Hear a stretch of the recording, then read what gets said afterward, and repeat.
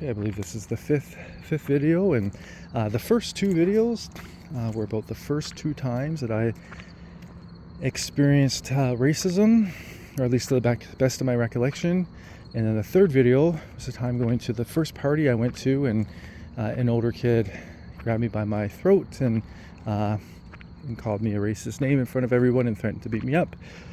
The fourth video, it's about when I was working at a gas bar in a small town, and then one of the guys who's friends with, and part of that group of friends with the man who grabbed me by my throat, he called me a racist name in front of a young woman that I knew. And I was just thinking about another memory that I hadn't thought about in a long time, and this is actually with a young man who is my age, and he actually, when he got into high school, he became friends with that group of guys, and that was part of their group. But the memory with this young man is we all played soccer together, and we grew up. It was a travel team, and so each year it was like the same group of guys. And we must have been either grade 6 or grade 7. We were very, very young, and very, very young. And I remember they would always, there was like this young man used to host parties, and they would be WWF, so Saturday night WrestleMania pay-per-views. And that was a big deal back then. Very few people had satellites, and oh my goodness, all of us, we woke up early on Saturday mornings and we watched WWF.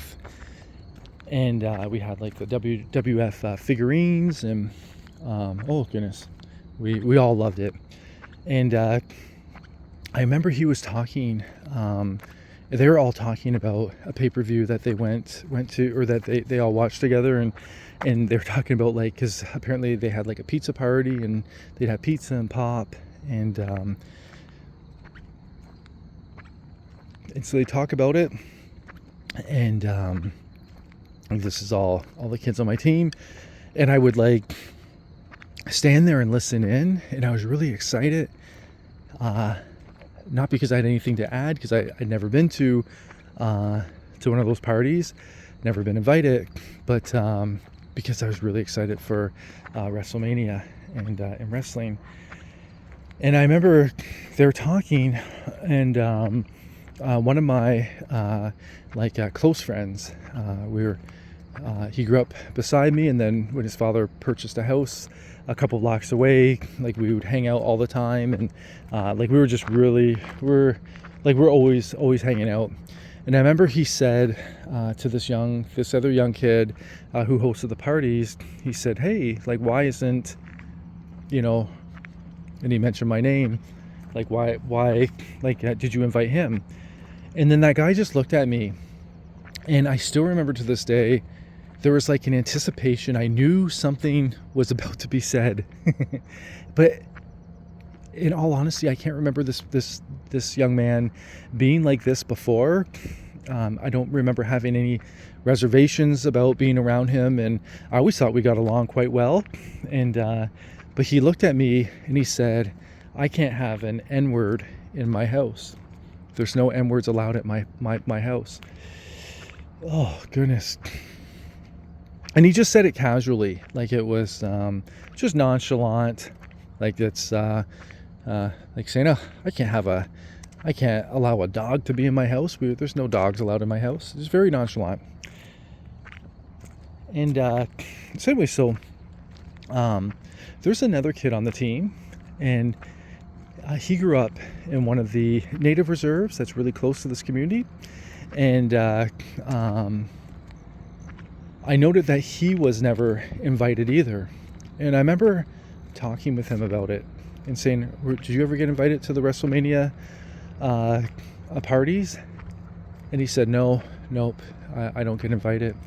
And I remember we just kind of looked at each other, and we knew, without having to speak, without having to say it, that we're both being discriminated I like to use racially discriminated, because that's the term that's more common.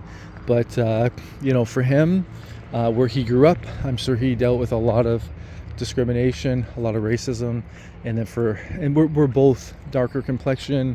I'd be more darker complexion than him. But, yeah. Anyways, I remember like feeling like a sense of understanding with him, and also like a deep sense of appreciation for him, because he seemed to just handle it in stride, meaning, hey, some people treat you this way, and I'm here to play soccer, and like this is, I'm sure it impacted him, it impacted me as well. And but my heart really went out to him, and it made a major difference, because that was one of the first times when I wasn't the only one that was centered out. There was two of us, and oh goodness, talk about like a very, very, very hurtful time. And in that exclusion, oh goodness, very, very hurtful. And so my one friend, I remember he said to me that he wouldn't go to the next one, and because then he realized there was a reason why myself and this other young man were not present at these get-togethers, these team get-togethers, and and it had to do with the fact that we were never invited. And I remember saying, no, like, please go. Again, I felt so terrible. I never want anybody to lose out on like a privilege because of the complexion of my skin. I always felt like if someone's going to be punished, I'll take the punishment, and I never wanted my friends to have any of the residual effect of that punishment. But I remember that friend afterwards, he would no longer talk about those parties.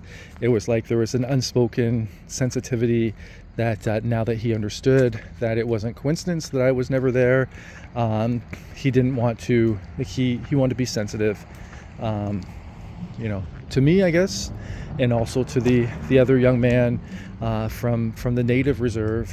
And so that was so the young man though that said this, he actually, like, when we got older and we're in high school, he's and to this day he's friends with the guy that grabbed me by my throat and said the N-word, and then the other guy that that I talked about in the fourth video, that called me the N-word in front of the young woman.